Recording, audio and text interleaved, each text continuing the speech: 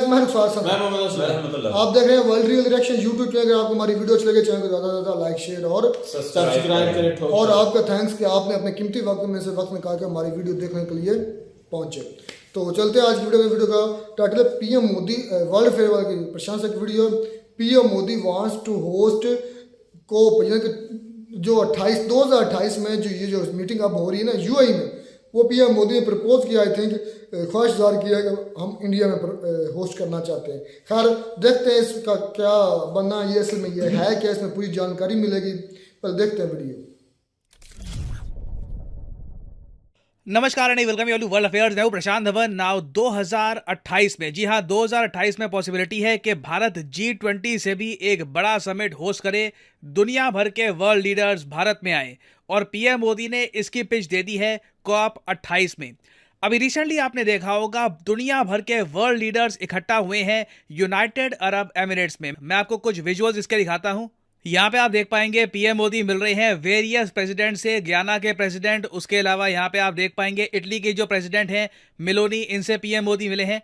और यहाँ पे वेरियस इमेजेस इन्होंने पोस्ट करी है ब्राज़ील के प्रेसिडेंट से मिलते हुए, इंडिया के पीएम, यूके के प्राइम मिनिस्टर ऋषि सुनाक से मिलते हुए। यहाँ पे आप देख पाएंगे यूके के आज के समय जो फॉरेन सेक्रेटरी हैं डेविड कैमरून, जो एक टाइम पे यूके के पीएम थे, आपको याद होगा डेविड कैमरून, आज के समय यूके के आप कह सकते हैं विदेश मंत्री हैं। इनसे मिले पीएम मोदी और वेरियस वर्ल्ड लीडर से इनकी यहाँ पर मीटिंग हुई है। अब एक क्वेश्चन यहाँ पे आपका आएगा, जो बाइडन, शी जिनपिंग इस मीटिंग में नहीं आए?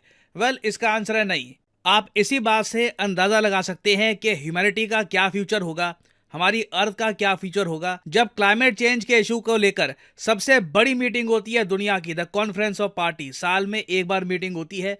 इस मीटिंग में पूरी अर्थ के दो जो सबसे बड़े पोल्यूटिंग कंट्रीज हैं, चाइना और यूएसए, यही नहीं आए। कितनी अजीब बात है, अनफॉर्चुनेट बात है। और इसलिए आपने देखा कि बाइडन या फिर शी जिनपिंग के साथ पीएम मोदी की कोई फोटो सामने नहीं आई है। अब एक क्वेश्चन यहाँ पे आप ये भी पूछ सकते हैं, अच्छा वेट, मैंने अभी कहा है कि क्लाइमेट चेंज से निपटने के लिए मीटिंग यहाँ पे होनी थी, समिट होना था, और ये समिट होस्ट कौन कर रहा है? यूनाइटेड अरब एमिरेट्स, एक ऐसा देश जो दुनिया भर में तेल बेचता है। जी हाँ, ये भी कम कॉमेडी नहीं है। एक्चुअली इस समिट से पहले दुनिया भर के मीडिया ने, प्राइमरली बीबीसी ने, ये रिपोर्ट किया था कि यूएई का असली प्लान पता है क्या था? कि ये समिट होस्ट करेंगे COP28, दुनिया भर के वर्ल्ड लीडर्स यहाँ पे आएंगे और इसी दौरान ना ये वर्ल्ड लीडर्स के साथ तेल बेचने की डील करेंगे, किसको तेल लेना है, किसको तेल लेना है। ये देखिए हालत है आज के समय हमारी क्लाइमेट चेंज से जो फाइट चल रही है इसकी। मेरे हिसाब से आप पर्सनली मुझसे पूछे ना, जो भी टारगेट्स हैं हमारे क्लाइमेट चेंज के, उसके अलावा प्रीवियस COP मीटिंग्स के, मुझे लगता नहीं है कि ओवरऑल एज ए प्लैनेट हम इनको अचीव कर पाएंगे। ग्लोबल एवरेज टेम्परेचर बढ़ता रहेगा और इसका रीजन सिंपली मैं आपको बता रहा हूं, इंसान का लालच, ग्रीड। महात्मा गांधी जी की एक बहुत ही फेमस कोट है, दुनिया में इतना खाना है कि हर किसी का पेट भर जाए। मतलब जो बेसिक नीड है ना, the world has enough for everyone's need, जरूरत है वो पूरी हो जाएगी, but the world does not have enough for even one person's greed. लालच की जब बात आ जाती है ना, तब दुनिया में सब कम पड़ जाएगा। और मुझे यहाँ पे साफ साफ दिख रहा है जो मेजर ऑयल एक्सपोर्टिंग कंट्रीज हैं वो लालच के चक्कर में कार्बन एमिशंस बढ़ाते रहेंगे दुनिया भर में, और ग्लोबल एवरेज टेम्परेचर भी साथ साथ में बढ़ता रहेगा। और अगर आप सोच रहे हैं कि इस बार की जो COP मीटिंग है, by the way conference of parties, ये 28वीं है। इससे पहले 27 कॉन्फ्रेंस ऑफ पार्टीज दुनिया भर के विभिन्न कंट्रीज में हो चुकी है। ये मीटिंग्स इंपॉर्टेंट भी होती है, काफी बार इन मीटिंग्स में अच्छे रिजल्ट भी सामने आए हैं। मगर जो ये यूएई वाली है ना, ये मैं कहूंगा अब तक का सबसे ज्यादा डिजास्टरस COP मीटिंग मैं कहूंगा इसको। This has been a complete disaster. एक तरफ तो ये यूएई एक्सपोज हो गया, तेल बेचने की कोशिश कर रहा था इस मीटिंग के दौरान। दूसरी तरफ देखिए ग्रीड के अलावा ना ईगो, गुस्सा, जियोपॉलिटिकल बेनिफिट्स, ये भी क्लाइमेट चेंज की लड़ाई से ऊपर दिख रहे हैं। हुआ देखिए क्या कि इस COP28 समिट में ना दुनिया भर के लीडर्स को इनवाइट किया गया था। पाकिस्तान के भी पीएम है, ये G20 से भी बड़ा आप कह सकते हैं। तो दुनिया भर के लीडर्स को इनवाइट किया गया। ऑब्वियसली इजराइल का जो डेलीगेशन है वो भी आएगा। ईरान के लीडर्स ने देखा, अरे इजराइल को इन्वाइट किया है, इन्होंने इस बेसिस पर ना इजराइल के रीजन को सामने रखकर कह दिया हम इस पूरे समिट में पार्टिसिपेट ही नहीं करेंगे। तो ईरान ने क्विट कर दिया ये पूरा का पूरा COP28 समिट। एक मेजर कंट्री है ईरान, आज के समय सैंक्शन लगे हुए हैं, मगर सैंक्शन से पहले बहुत ही बड़ा एक्सपोर्टर था एनर्जी का। ये भी सैड बात है, ईरान यहाँ से निकल गया। और ऐसा नहीं है कि सैडनेस यहाँ पे रुक जाती है। एक क्वेश्चन आप यही पूछोगे, इस पूरे समिट में कुछ कंस्ट्रक्टिव भी सामने आया होगा ना, कुछ एक अच्छी न्यूज़ भी सामने आई होगी। देखिए अच्छी न्यूज़ यही सामने आई है कि COP28 में वेरियस कंट्रीज ने डिसाइड किया है कि एक लॉस एंड डैमेज फंड बनाया जाएगा। ये अपने आप में कॉमेडी है। इधर आप देख पाओगे लिखा हुआ है कि COP28 समिट में ना लॉस एंड डैमेज फंड बनाया जाएगा। अब ये सुन लो ये क्या है। जैसे जैसे ग्लोबल एवरेज टेम्परेचर बढ़ता रहेगा, जो ओशन का तापमान है ये भी बढ़ेगा। इससे क्या होगा, साइक्लोन बनेंगे दुनिया भर में, चाहे कहीं पर आप इसको टाइफून कह लीजिए, कहीं पे कुछ और नाम से कह लीजिए। जो ये भवंडर हैं ये बढ़ते रहेंगे, कंट्रीज को ये हिट करेंगे, लाखों करोड़ों रुपए का लॉस होगा, कई लोग मारे जाएंगे, बाढ़ होगी, कई जगह नदियां ओवरफ्लो करेगी, फ्लड्स आएंगे, लोग बेसिकली डिस्प्लेस होंगे, दुनिया भर में कई लोग पीड़ा से गुजरेंगे। तो इस सब के लिए ना यूएई ने कहा कि चलो एक लॉस एंड डैमेज फंड्स हम यहाँ पे बनाएंगे और इसमें सब कंट्रीज कंट्रीब्यूट कर सकते हैं। अभी आइडिया अपने आप पे इतना अजीब सा है कि बड़े बड़े कंट्रीज ने ना अपने स्टाटस के हिसाब से पीनट्स कहते हैं ना, मूंगफलियां दी हैं अमाउंट के लिए।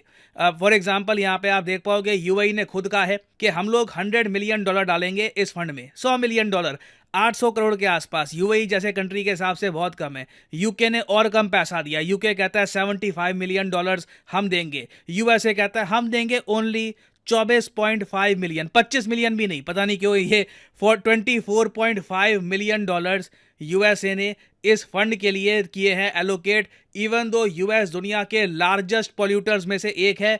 अगर हम पॉपुलेशन बेसिस के हिसाब से देखें तो US is the largest polluter in the entire world. Ukraine के लिए, इजराइल के लिए इनके पास बिलियंस ऑफ डॉलर्स के फंड अवेलेबल हैं।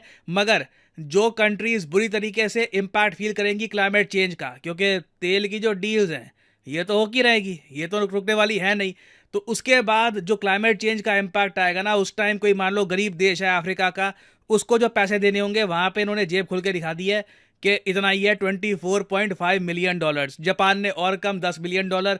जर्मनी ने बोला है कि ओवर द ईयर्स लंबे समय में 100 मिलियन के आसपास हम देंगे। बट जर्मनी का एक ट्रैक रिकॉर्ड है, अनाउंसमेंट ये कर देते हैं, कुछ देते हैं नहीं। तो देखिए क्लाइमेट चेंज के अगेंस्ट जो जंग है ये आसान होगी नहीं, और कहीं ना कहीं दुनिया को ना लीडिंग कंट्रीज चाहिए होंगी जो बाकी दुनिया को एक सही रास्ते पर लेकर आए।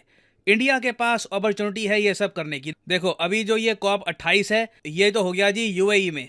इसके बाद जो अगला COP है ये यूरोपियन किसी कंट्री में होगा, ईस्टर्न यूरोपियन कंट्री देखना होगा कौन सा देश होगा, हो सकता है लटविया, लिथुएनिया, ये या इवन पोलैंड भी हो सकता है, देखना होगा। फिर उसके बाद ये समिट होगा ब्राजील में, उसके बाद मोस्ट प्रोबब्ली ऑस्ट्रेलिया या न्यूजीलैंड में होगा ये समिट। फिर उसके बाद ना 2028 में पीएम मोदी ने कहा है कि COP33, अभी 28 चल रहा है, COP33 जो होगा 2028 में हम होस्ट करेंगे, इंडिया होस्ट करने को तैयार होगा। उस वक्त तक इंडिया मोस्ट प्रॉब्ली, मेरे हिसाब से इंडिया दुनिया की तीसरी सबसे बड़ी इकोनॉमी बन चुका होगा या बिल्कुल बनने की कगार पे होगा। इंडिया का स्टैचर दुनिया में और जरा बड़ा होगा। I think it will be a great time for India to host this summit. और मैं आपको बता दूं ये समिट G20 से भी बड़ा होता है स्कोप में, क्योंकि G20 में गिनती के 20 देश आते हैं, यहाँ पर दुनिया भर के देश आते हैं। यहाँ पे इसराइल के लीडर, फिलिस्तीन के leader, Syria, European countries, Brazil, I mean everyone. Climate change पूरे प्लैनेट को इम्पैक्ट करेगा तो पूरे प्लैनेट के लीडर्स आएंगे। तो ये जो समिट होगा मैं कहूँगा बहुत ही ज़्यादा ऐतिहासिक होगा। और पीएम मोदी ने प्रपोज कर दिया है कि इंडिया होस्ट करने को तैयार है ये समिट। मोस्ट प्रॉब्ली इंडिया को राइट्स मिल जाएंगे ये समिट होस्ट करने के। और अभी देखिए ये समिट चल रहा है, बहुत सी डेवलपमेंट्स होंगी। हालांकि मुझे कुछ उम्मीद है नहीं कि कुछ मेजर अनाउंसमेंट यहाँ से आएगी। हो सकता है कि सऊदी अरेबिया कुछ एक अनाउंसमेंट कर दे कि इतने साल बाद, 10-15 साल बाद हम इतने बिलियन डालेंगे क्लीन एनर्जी के लिए। वो होता है, ऐसे कंट्रीज काफ़ी बार एक मेजर अनाउंसमेंट कर देते हैं समिट के एंड में, मगर ग्राउंड लेवल पर उसके बाद कुछ होता नहीं है। तो मैक्सिमम मैं यही कहूँगा ये जो लॉस एंड डैमेज फंड बन गया है, इससे एटलीस्ट जो गरीब देश हैं जिन पर बुरा इंपैक्ट होगा क्लाइमेट चेंज का, उनको कुछ तो हेल्प मिलेगी। एटलीस्ट मैं कहूँगा कुछ तो पैसा मिलेगा। हालांकि जो हम कर रहे हैं ओवरऑल प्लैनेट के साथ, जो लीडर्स आपस में अपनी ईगोज की वजह से, अपने एजेंडा की वजह से ऐसी मीटिंग्स को अटेंड नहीं कर रहे, कंट्रीज पुल आउट कर रही हैं क्योंकि जी इजराइल यहाँ पे था। It is sad. ओवरऑल ये समिट को देखकर मुझे काफ़ी ख़राब लगा है। खैर फाइनली मैं आपसे पूछूंगा एक क्वेश्चन। भारत का टारगेट है कि भारत एक net carbon zero emission country बन जाएगा किस साल तक? ये है तो जी दोस्तों वीडियो हो गई खत्म। वो कहते हैं ग्रीडी जो ना ग्रीड वो कभी खत्म नहीं होता। बिल्कुल इस तरह ही। यूएई जहाँ दुनिया क्लाइमेट चेंज से होने वाले नुकसानों से मर रही है बेचारी, वहाँ मुस्लिम देशों को किसी को अपना मसला है किसी को अपना, वो सबसे बड़े ग्रीडी हैं ये शेख। बिल्कुल मैं कहता हूँ इन पर लानत भेजें कि सारे एक मरतबा कहें लानत है इन पर। इन पर मेरी बात सुने, इन पर बहुत बड़ी लानत है, दुनिया की सबसे बड़ी।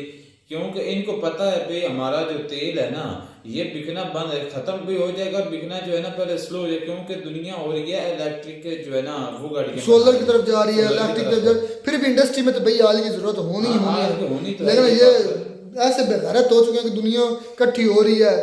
देखे ना क्लाइमेट चेंज सबसे कम आई थिंक होता और होगा यूएई में। यूएई के ऊपर इतना असरदार नहीं होता। सबसे ज़्यादा ये जो है ना साउथ एशिया कंट्री जिसमें पाकिस्तान वगैरह, इंडिया का में भी ये काफ़ी मसला बड़ा है। हमें तो हर साल हमें तो होता है, फ्लड आते हैं, ग्लेशियर पिघल रहे हैं, और ये पूरी दुनिया के लिए आई थिंक चेतावनी की बात है, सोचने वाली बात है। भाई साइंसदानों ने ये कहा हुआ है कि आने वाले 100 सालों तक ना जमीन पर जमीन नहीं होगी, पानी होगा, क्योंकि ग्लेशियर। लेकिन देख रहे हैं कि उधर भी यूएई ने अपनी लालच को सामने रख दिया। क्या यार इनको करें।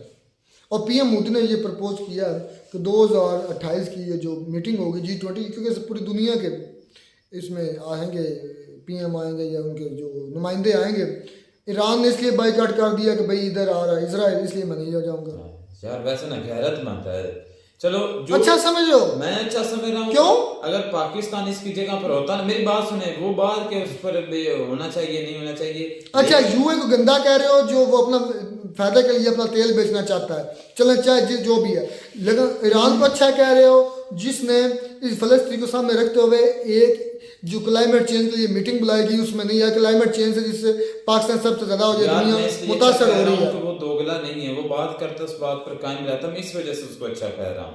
आप क्या लगता है पीएम मोदी करवा सके, होस्ट हो सकेगी इंडिया में जो 2028 की ये कोप ये भागे चले आएंगे, सिर्फ कहने की एक देर है। मैं कहता हूँ पीएम प्रपोज कर दिया जी सुमित जो करवा लिया तो ये कोप नहीं करवा सकते। वो कहे 2033 हो जाएंगे उस वक्त तक। हाँ। और ये भी एक प्रशासन ने एक अच्छी बात बता दी भाई 2028 तक इंडिया या तो बहुत करीब होगा या बन चुका होगा इंडिया दुनिया की तीसरी बड़ी मैशत। अच्छा ये लगता है आपको बन जाएगा? मुझे लगता है ने ये भी बताया कि भाई हाँ जी असलम भाई क्या कह रहे हैं? अच्छा प्रशांत सर ने एक ये बात बड़ी पते की बताई है कि भाई चाइना के जो पीएम है उसकी और मोदी साहब की कोई ना इकट्ठी मिलते जुलते या इलेक्शन करते हुए कोई ऐसी बाकी सब से वो मिले, बाकी सब जो है पाकिस्तान दूसरे ममालिक जो है सरबराह हैं उनसे भी मुलाकातें हो रही हैं बारी बारी, लेकिन पाकिस्तान वाले और चाइना वाले इनकी कहीं इंडिया मोदी साहब के साथ कोई पिक्चर वायरल नहीं हुई, मेरे ख्याल में मिले ही नहीं होंगे या फिर ऐसी कोई सिचुएशन है। लेकिन आपको क्या लगता है 2028 में ये जो मीटिंग हो ये इंडिया में होनी चाहिए कि नहीं होनी चाहिए? होनी चाहिए भाई। क्या ये प्रपोजल जो है इंडिया का ये माना जाएगा? भाई 110%। 100 कहने वाला कौन है? पीएम मोदी। हाँ जी, तो भाई बस दांत ना लगे कहने पर हो सकता है। अच्छा जी बिल्कुल। तो मैं ये मुझे लगा कि उन्होंने प्रपोज नहीं किया इस बात के लिए कि आप इंडिया में जो है ना, उन्होंने कोई प्यार के लिए प्रपोज नहीं किया यार वैसे भी कर लेते किसी को तो उसने मान जाना है। पीएम मोदी यार, चलो इस पर बहस करते हैं। पीएम मोदी वैसे हम आउट ऑफ कंटेक्स्ट जा रहे हैं, सॉरी टू से थोड़ा सा फन करिए। आप ग्राउंड मतलब क्या लगता है पीएम मोदी का किसी को प्रपोज इस एज में करेंगे तो क्या वो मानेगा या सामने वाला? वो पागल ही होगा जो नहीं मानेगा। पीएम मोदी है, देख ले उनके लिए भाई उन्होंने अपनी फैमिली नहीं प्रायोरिटी रखी, उन्होंने अपनी फैमिली नहीं बनाई अपने देश के लिए भाई, उन्होंने अपने देश को भाई देश बना दिया है, देश वासियों के लिए जन्नत बना दिया है। अच्छा बुरे हर जगह हैं हालात, थोड़े बहुत हैं, लेकिन हैरानी होती है यहाँ पे यार कि यहाँ पे इतना उन्होंने बड़ा जो कह रहे कि इतने ममालिक आए हुए हैं तो शेखों को अपनी पड़ी हुई है कि चले यार अपना उस पर लानत भेजे। असलम भाई लानत भेजे, बात बेच ही लें यार, नहीं लानत क्यों भेजे, ये हिस्सा ही है इस वीडियो का, तो मुझे हैरानी होती है इस बात की। खैर मिलते हैं नई वीडियो में, और मुझे लगता है 2028 में इंडिया तीसरी इकॉनमी होगा और ये होस्ट भी करेगा। तब मिलते हैं नई वीडियो में नया टॉप के साथ, तब तक दीजिए इजाजत।